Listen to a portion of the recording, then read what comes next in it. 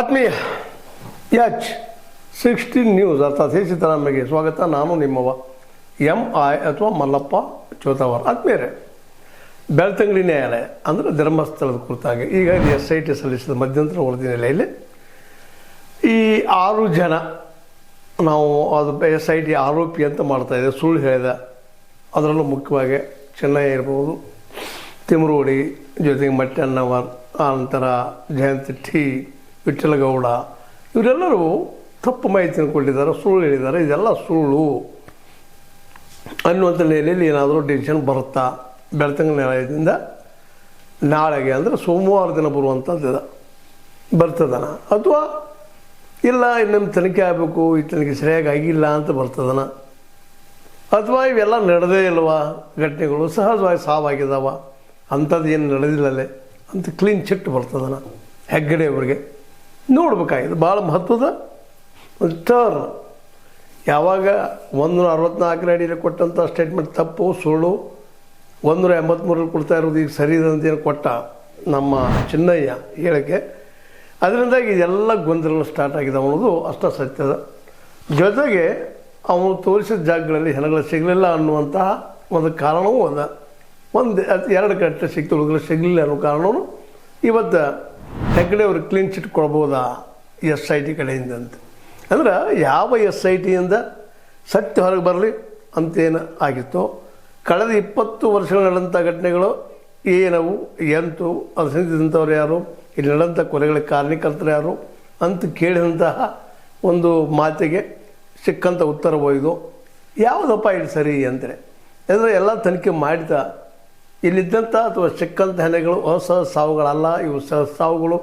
ಸಹಜವಾಗಿ ಬಂದಂಥವ್ರು ಹೊರಗಿನಿಂದ ಬಂದಂಥವ್ರು ಪಾಪ ತಮ್ಮ ಜೀವ ಕೊಟ್ಟರು. ಸ್ವತಂತ್ರವಾದ ಮೀಡಿಯಾಗೆ ಬೇಕಾಗಿರುವುದು ಸ್ವತಂತ್ರ ಧ್ವನಿ. ಆ ಸ್ವತಂತ್ರ ಧ್ವನಿ ಉಳಿಸಲು ನೀವು ಮಾಡಬೇಕಾದದ್ದು ಇಷ್ಟೇ. ಅದೇನಪ್ಪಾ ಅಂತಂತಂದ್ರೆ ನಿಮ್ಮ ಕೈಲಾದಷ್ಟು ಸಹಾಯ ಈ ಚಾನಲ್ಗೆ ಮಾಡಿ ಹಾಗೂ ನಿಮ್ಮ ಧ್ವನಿಯನ್ನು ಕಾಪಾಡಿಕೊಳ್ಳಿ. ಆತ್ಮ ಬಲಿದಾನ ಮಾಡಿದರು, ದೇವಲೋಕಕ್ಕೆ ಹೋದರು, ಮತ್ತು ನಮ್ಮಲ್ಲಿ ಅದವಲ್ಲ ಕಲ್ಪನೆಗಳು. ಆ ನೆಲೆಯಲ್ಲಿ ಸಹಜ ಸಾವುಗಳ ಇವೆಲ್ಲ ಅದು ಇವತ್ತು ಸುಮಾರು ಕ್ಲಿಯರ್ ಆಗುವಂಥ ವಿಷಯ ಅಂತ. ಯಾಕಪ್ಪ ಈ ವಿಷಯ ಹೇಳ್ತಾ ಇದ್ದೀನಿ ಇವತ್ತಂತಂದ್ರೆ ಎಲ್ಲರ ಚಿತ್ತಿಗೆ ಆ ಕಡೆ ಇದೆ. ಏನು ಈ 6 ಜನ ವಿಶೇಷವಾಗಿ ಈ ಹೋರಾಟ ಮಾಡಿದರು, ಅದರಲ್ಲೂ ಒಂದು ಕಳೆದ 13 ವರ್ಷಗಳಿಂದ ಹೋರಾಟ ಮಾಡ್ತಾ ಬಂದಿದ್ದಾರೆ ತಿಮರೋಡಿ ಅವರು. ಎಲ್ಲ ಸುಳ್ಳು ಹೇಳ್ತಾ ಇದ್ದಾರೆ, ಅವ್ರ ವೈಯಕ್ತಿಕ ಈರ್ಷೆಯನ್ನು ಸಲ್ಲಿಸ್ತಾ ಇದ್ದಾರೆ. ಅವರಿಗೂ ಮತ್ತು ಹೆಗ್ಗಡೆ ಮಿಂತನಿಗೆ ಏನಾದರೂ ವೈರತ್ವನ ಅಥವಾ ಇನ್ನುಳಿದ ಯಾವ ರಾಜಕಾರಣ ಅನ್ನೋ ಸಹಿತ ಇವತ್ತು ಕ್ಲಿಯರ್ ಆಗಬೇಕಾಗಿದೆ. ಯಾವ ಕಾರಣಕ್ಕೆ ಇಷ್ಟು ದೊಡ್ಡ ಸುಳ್ಳು ಹೇಳಿದ್ರು ಇವರು ತಿಮರೋಡಿ ಅವರು ಅಂತೇಳಿ ಇವತ್ತು ದೊಡ್ಡ ಪ್ರಶ್ನೆ ಅದ.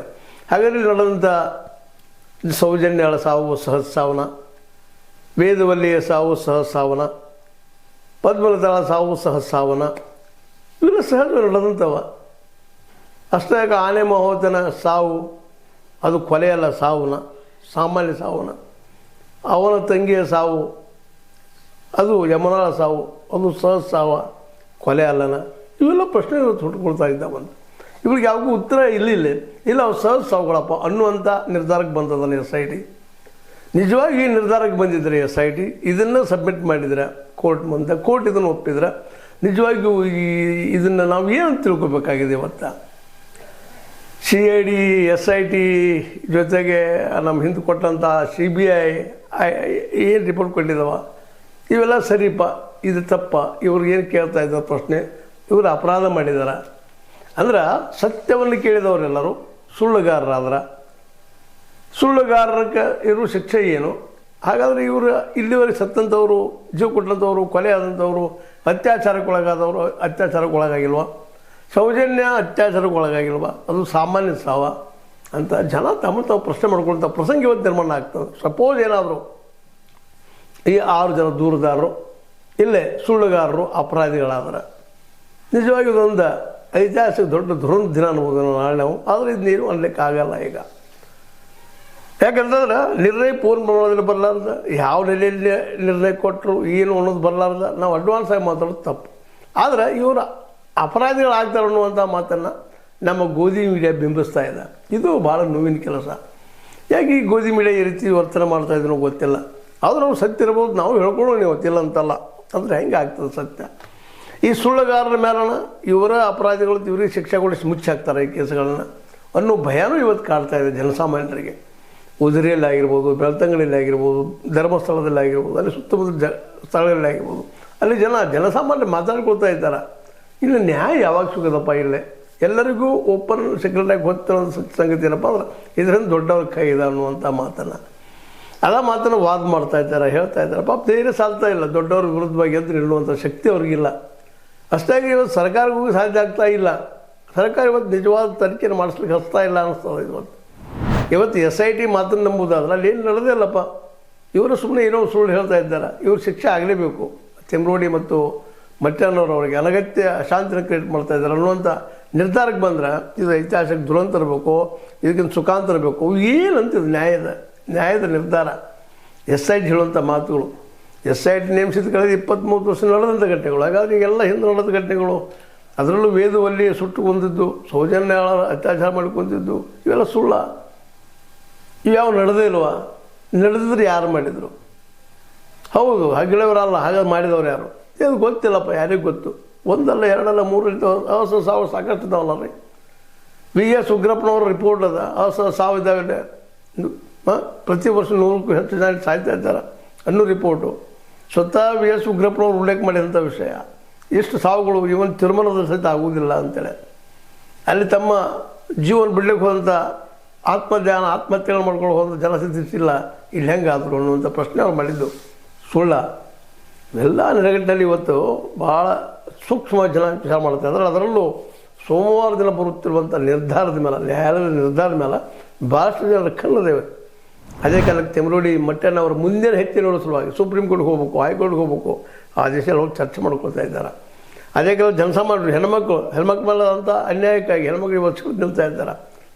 ರಾಜ್ಯ ಮಟ್ಟದಲ್ಲಿ ಈಗಾಗಲೇ ಬೆಳ್ತಂಗಡಿಯಲ್ಲಿ ಅಲ್ಲಿ ಇಲ್ಲಿ ಬೇರೆ ಬೇರೆ ಕಡೆಗಳಲ್ಲಿ ಹೋರಾಟ ಶುರುವಾಗಿದೆ, ತೀವ್ರಗೊಳ್ತಾ ಇದೆ. ಇದು ಸತ್ಯ ಹೊರಗೆ ಬರಲಿ, ಕೊಂದವರು ಯಾರು ಅಂತೇಳಿ ಅದನ್ನು ಲೇವಡಿ ಮಾಡ್ತಾ ಇದ್ದಾರೆ ಇವರೆಲ್ಲ. ಇವತ್ತೇನು ಧರ್ಮಸ್ಥಳದ ಪರವಾಗಿಯೋ ಅಥವಾ ಧರ್ಮದ ಪರವಾಗಿ ಮಾಡುತ್ತಿರುವಂಥ ಮೇನ್ ಮೀಡಿಯಾ ಅಂತ ನಾವು ಕರಿತೀವಿ, ಅವ್ರು ಲೇವಡಿ ಮಾಡ್ತಾ ಇದ್ದಾರೆ. ಅದನ್ನು ಕೊಂದವ್ರು ಯಾರು ಎಲ್ಲ ಕಡೆ ಕೇಳ್ತಾರೆ ರೀ, ಕೊಂದವ್ರು ಯಾರು ಅಂತೇಳಿ. ಅದೇ ಇವತ್ತು ಆಕ್ಸಿಡೆಂಟ್ ಆಗ್ತಾ ಇದ್ದಾವೆ, ಮತ್ತೇನೋ ಆಗ್ತಾ ಇದ್ದಾರೆ, ಅಲ್ಲಿ ಯಾರು ಕೊಂದವ್ರು ಯಾರು ಕೇಳ್ತಾರೆ ಇವರು ಅಂತ ಮರು ಪ್ರಶ್ನೆಯನ್ನು ಮಾಡ್ತಾ ಇದ್ದಾರೆ. ಅಂದ್ರೆ ಇವರು ಪ್ರಶ್ನೆ ಮಾಡೋರು ಇಲ್ಲಿ ಮೂರ್ಖರ, ಬುದ್ಧಿಗೇಡಿಗಳ, ಇವ್ರಿಗೆ ಬುದ್ಧಿ ಇಲ್ವಾ? ನಾವು ಪ್ರಶ್ನೆ ಮಾಡಿ ನಮ್ಗೆ ಬುದ್ಧಿ ಇಲ್ವಾ ಅನ್ನುವಂಥ ಸಂಶಯ ಎಲ್ಲರಿಗೂ ಮೂಡು ಸಾಧ್ಯತೆ ಹೆಚ್ಚಾಗ್ತಾ ಇದ್ದಾವೆ. ಇದರ ಅರ್ಥ ಇಷ್ಟ, ಇವತ್ತು ನಿಜವಾಗಿಯೂ ಸತ್ಯವನ್ನು ಕೇಳಿ ಹೊರಟವರು ಇವತ್ತು ಅಪರಾಧಿ ಆಗ್ತಾ ಇದ್ದಾರೆ. ಸತ್ಯ ಹೊರಗೆ ಬಲ್ಲದು ಕೇಳಿದವರು, ಆದರೆ ಅವರನ್ನು ಇವರು ಸುಳ್ಳುಗಾರರು, ಇವರ ಅಪರಾಧಿಗಳು ಮಾಡುವಂಥ ಒಂದು ದೊಡ್ಡ ಇದಕ್ಕೆ ಷಡ್ಯಂತ್ರ ಅಂತಿರೋ. ಇವರು ಯಾರು ಪ್ರಶ್ನೆ ಮಾಡಿದವರು ಅಪರಾಧಿಗಳನ್ನೇ ಮಾಡೋದಕ್ಕಾಗಿ ಇದು ಷಡ್ಯಂತ್ರನೋ ಇಲ್ಲ ಧರ್ಮಸ್ಥಳಕ್ಕೆ ಇವರೇ ಷಡ್ಯಂತ್ರ ಮಾಡ್ತಾ ಇದ್ದಾರೆ ಹೆಸರು ಹೇಳೋ ಸಲುವಾಗಿ, ಧರ್ಮದ ಹೆಸರು ಹೇಳೋ ಸಲುವಾಗಿ. ಹಾಗಾಗಿ ಇವರಿಂದ ಯಾರು ದೇವರನ್ನು ನಂಬಂಥ ಜನ ಇದ್ದಾರೆ, ಇದನ್ನು ಸಹಿತ ಪ್ರಶ್ನೆ ಮಾಡಬೇಕಾದ್ರೆ ಇವರೆಲ್ಲ ನಕ್ಸಲೈಟ್ಸಾ, ದೇವ್ರಿಲ್ಲ ಅಂತ ಹೇಳುವಂಥವ್ರ? ಇದನ್ನು ತಿಮ್ರೋಡಿ ಅವರು ದೇವರಿಲ್ಲ ಅಂತ ಹೇಳ್ತಾ ಇದ್ದಾರೆ. ಅತ್ಯಂತ ಕಠೋರ ಹಿಂದುತ್ವವಾದಿಗಳು, ಮಟ್ಟಣ್ಣವರು ಅತ್ಯಂತ ಹಿಂದುತ್ವ ಕಠೋರವಾದಿಗಳು. ಇವರೆಲ್ಲರೂ ತಮ್ಮನ್ನಾಗಿರ್ಬೋದು, ಇನ್ನುಳಿದವರಾಗಿರ್ಬೋದು, ಎಲ್ಲರೂ ಕಠೋರ ಹಿಂದುತ್ವವಾದಿಗಳು. ಇವರು ಏನಾದರೂ ದೇವರನ್ನು ನಂಬದಂಥ ನಕ್ಸಲೈಟ್ಗಳ? ಅಂದ್ರೆ ನಾನು ಇದು ಕೇಳ್ತಾ ಇರೋದು ಪ್ರಶ್ನೆ, ಇವ್ರು ಏನು ದೇವ್ರ ಹೆಸರು ಗಳಿಸ್ತಾ ಇದ್ದಾರೆ? ಯಾಕೆ ಮಂಜುನಾಥ್ ಅಲ್ಲಿ ದೇವರ ಕುರಿತಾಗಿ ಇವ್ರಿಗೆ ಏನಾದರೂ ಸಿಟ್ಟಿದೆನಾ? ಅಣ್ಣಯ್ಯ ಸ್ವಾಮಿ ದೇವರ ಮೇಲೆ ಇವರು ಸಿಟ್ಟಿದೆನ? ಯಾಕಂದ್ರೆ ಇವ್ರು ನಂಬುವಂಥ ಆರಾಧ್ಯ ದೈವ ಮಂಜುನಾಥ, ಧರ್ಮಸ್ಥಳದ ಮಂಜುನಾಥ ಇವರು ಆರಾಧ್ಯ ದೈವ. ಅದ್ರ ವಿರುದ್ಧವಾಗಿ ಸುಳ್ಳು ಹೇಳಿಕ್ಕೆ ಸಾಧ್ಯದನ ಇವರು? ಇವೆಲ್ಲರೂ ಇವತ್ತು ಪ್ರಶ್ನೆ. ಜೊತೆಗೆ ಭೂ ಕಬಳಿಕೆ ಬಗ್ಗೆ ಅದು ಇನ್ನೊಂದು ತಂಡ ಇದೆ, ಅದು ಸುಳ್ಳು ಹೇಳ್ತಾ ಇದ್ದೇನೆ, ಈರ್ಷ್ಯೆ ಸಾಧಿಸ್ತಾ ಇದ್ದೇನೆ. ಅದೆಲ್ಲ ಅವರೆಲ್ಲ ನಕ್ಸಲೈಟ್ಸಾ, ಸೋಮನಾಥ್ ನಾಯಕರು, ಇನ್ನುಳಿದವರು, ಜೊತೆಗಿದ್ದಂಥವರು. ಇದನ್ನೆಲ್ಲ ನೆನಪಿಸ್ಕೊಂಡಾಗ ಇದಕ್ಕಾಗಿ ನಾವು ನಗಬೇಕು ಅಳಬೇಕು ಅನ್ನುವಂಥ ಒಂದು ದೊಡ್ಡ ಒಂದು ಕ್ವಶನ್ ಮಾರ್ಕ್ ನಮ್ಮದು ಬಂದಿರ್ತಾ ಇದೆ. ಅಂತ ಯಾರು ವಿಷಲ್ ಬ್ಲೋವರ್ದಾರೋ ಅವ್ರು ಇವತ್ತು ಅಪರಾಧಿ ಆಗ್ತಾ ಇದ್ದಾರೆ. ಅತ್ಯಂತ ನೋವಿನಿಂದ ಮಾತು ಹೇಳಬೇಕಾಗಿದೆ. ಇನ್ನು ನೀವು ವಿಚಾರ ಮಾಡಿ ನೋಡೋರು, ಬೆಳ್ತಂಗಡಿ ನ್ಯಾಯಾಲಯದಿಂದ ಏನು ರಿಸಲ್ಟ್ ಬರ್ತದೆ ಅಂತೇಳಿ, ಏನು ರಿಪೋರ್ಟ್ ಬರ್ತದೋ, ಯಾವ ಅಂತಿಮ ತೀರ್ಪು ಬರ್ತದನೋ, ಅಥವಾ ಇದು ಇನ್ನಷ್ಟು ತನಿಖೆ ಆಗಲಿ ಬರ್ತದನೋ, ಯಾವ್ದು ನೋಡ್ಕೊಂಡು ಮುಂದಿನ ವಿಚಾರ ಮಾಡಿರ್ತಂತ ಅಂತ ಹೇಳ್ತಾ, ಒಟ್ಟಾರೆಯಾಗಿ ಇವತ್ತು ನಾವು ಈ ಚರ್ಚೆ ಮಾಡಿದ್ದಷ್ಟೇ ಈ ಆರೋಪ ಮಾಡಿದವರು ಅಪರಾಧಿಗಳ ಅನ್ನುವಂಥ ಪ್ರಶ್ನೆ ಮೂಡ್ತಾ ಇದೆ. ನೀವು ಉತ್ತರ ಕೊಡ್ರಿ ಅಂತ ಹೇಳ್ತಾ, ಯಾಕೆಂದರೆ ಡಿಸಿಷನ್ ಏನು ಬರ್ತದೆ ನೋಡೋಣ ಮತ್ತೊಮ್ಮೆ ಹೇಳ್ತಾ, ಇದು ನಿಮಗೆ ಲೈಕ್ ಆಗಿರ್ಬೋದು. ಲೈಕ್ ಮಾಡಿ, ಶೇರ್ ಮಾಡಿ, ಕಮೆಂಟ್ ಮಾಡಿ, ಜೊತೆಗೆ ಸಬ್ಸ್ಕ್ರೈಬ್ ನಿಲ್ಲಿಸ್ಬಿಟ್ಟು S60 ನ್ಯೂಸ್ ಅರ್ಥ ಸತ್ಯದ ವಂದನೆಗಳು.